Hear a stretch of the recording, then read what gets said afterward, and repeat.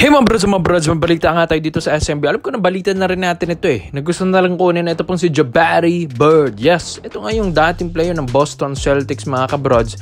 And guess what? Take note, 2 years itong naglaro sa NBA as a Boston Celtics player. 2017 to 2019, after nyan puro pro league na sa iba't ibang bansa.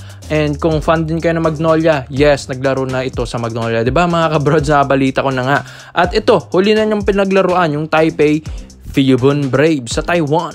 So malakas din. Ito pong si Jabari Bird, hindi rin naman ito, matanda na. 31 years old lang ito mga brods, kahit sabihin nating ex-NBA player ito. Well, hindi rin naman nawawalan kanyang conditioning every year dahil meron itong pinaglalaro ang professional league. 6'6" ang height nito po ni Jabari Bird. Tapos mga kabrods, may shooting na, sobrang athletic pa. Yes, kung sabihin natin may mga athletic na imports dito sa paparating na Governors Cup 2025, ito na siguro yung pinaka-athletic sa lahat na isang Boston Celtics player na si Jabari Bird. Dahil kung makikita nyo naman din sa mga highlights na ito dyan na pinapakita natin, mapa blocks, mapa dunks, talagang maaasahan mo ito. Well, dito naman kasi sa SMB, hindi mo na rin kasi kailangan ng mga big man na import. Yes, Governors Cup tayo. 6'6" lang din naman ang mga height din ng limit natin ngayon. Pero, kailangan mo rin kasi ng scorer dyan.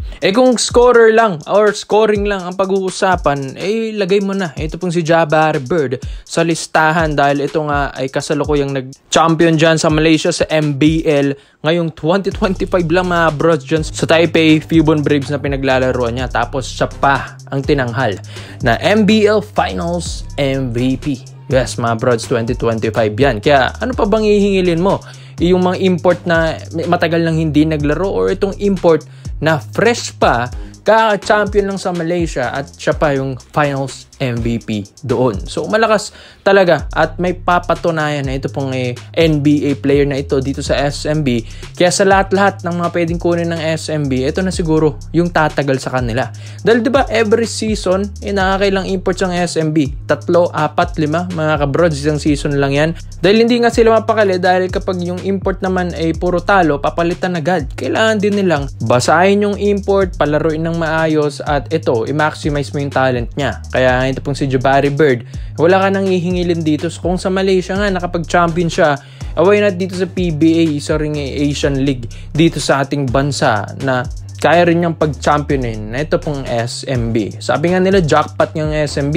Dahil ito nga yung isa sa mga gusto nilang kunin. Ito pong si Jabari Bird na dating import na rin ng Magnolia Hotshots. Nung time na yan sa Magnolia, lakas nga ng Magnolia nun Dahil si Jabari Bird ang kanilang import. Kaso syempre, sa lineup ng Magnolia, wala ka rin masyadong maasahan na tulong sa import nila na si Jabari Bird. Kung sa SMB naman, alam din naman natin ang SMB focus ngayon sa finals round against TNT. Tignan nyo naman ang SMB ngayon. Ang lakas na yan, mga kabrod, yung lineup na yan. Tapos, ipapasok mo pa yung mga ganitong import na NBA player. In terms of offense, mga kabrods, makakatulong ito sa scoring, perimeter shots, lob pass, fast break, dahil mabilis nga ang import na ito, and isang slasher din. Yes, grabe rin kung dumakdak ito. At in terms of defense naman, mga kabrods, block shots, hustle kung dumepensa, mabilis, and maganda rin ang kanyang stealing department. Kaya nga maganda dito kay Jabari Bird, sobrang athletic neto. Halos lahat ng posisyon dito sa laro, mga kabrods, kaya niyang gawin. Kaya nga ito, napakaswerte ng SMB kung ito pa yung makuha nila. Nakaka-champion lang ngayon sa MBL. Kaya ikaw mga brods, sa tingin nyo bang SMB dapat na ba nilang kunin agad si Jabari Bird para syempre yung chemistry mas tumagal mga kabrods at mas mabasa niya yung laro ng Beerman. Kaya komento mo lang ang opinion mo dito sa import ng SMB mga brods at isa natin yan. Dito naman po tayo sa kabilang balita naman natin mga kabrods. Ito, Jordan Bell. Yes, alam ko na balita na rin natin ito na ito pong si Bell. Ang isa nga sa mga pwedeng pumalit kay Justin Brownlee. Hindi naman natin masabi na ito pong si Brownlee ay papalitan na ni Jordan Bell. Mga kabrods, ito lang ay pwedeng maging replacement import ni Justin Brownlee dahil mga past social media posts nga ni Justin Brownlee, ni JB, ni Kabayan ng Ginebra, nagpa-practice, nag-e-ensayo na rin ito sa Ginebra camp. Kaya nga magandang sign ito dahil maaga nilang pinapunta dito si JB. Pero kung itong Ginebra naman ay magkakaroon ng mga replacement import or mga reserve imports ni Justin Brownlee. Ito na siguro yung pinaka number 1 na papalit siguro kay JB mga kabrods. Ito pong si Jordan Bell. Yes, ito ba naman ay isang NBA player from Golden State Warriors, Timberwolves, Grizzlies, Wizards, and Chicago Bulls. Yun yung pinakaulit taong 2022. Kaya nga wala ka nang hihingilin pa dito. Napaka-athletic na player,